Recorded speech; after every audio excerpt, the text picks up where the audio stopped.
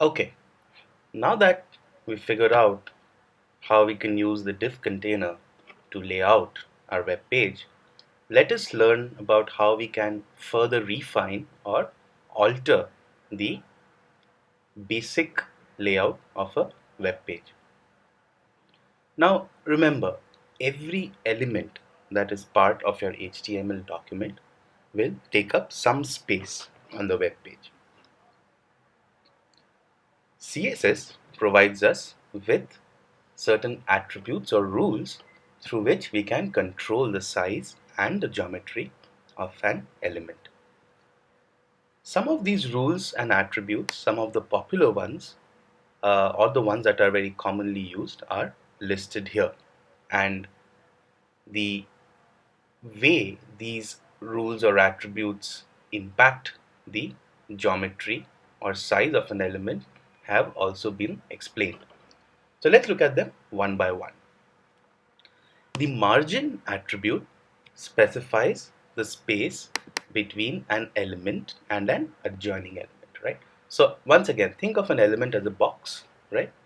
And if you specify a margin with a non-zero value, that will be the space that is given between this element and an adjoining element.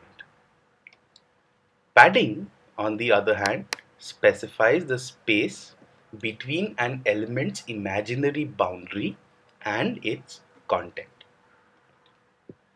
Border specifies the method through which the outer periphery or the boundary of an element is shown. For example, the boundary can be invisible, the boundary can be visible, and if it is visible, what is the width, the color, so on and so forth.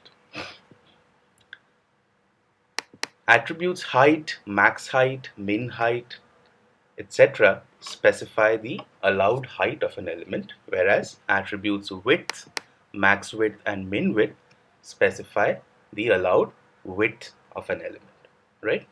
So let's once again play with the simple HTML document that we've created here. Let's first hit preview and look at this web page. So there you see, we have a header, we have a footer, we have a main content area, and we have about 9 boxes in this main content area.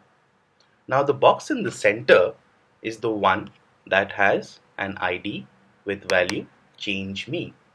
So as we learn about the attributes that alter or refine the layout of your web page, we shall apply them to this particular div and observe the effect.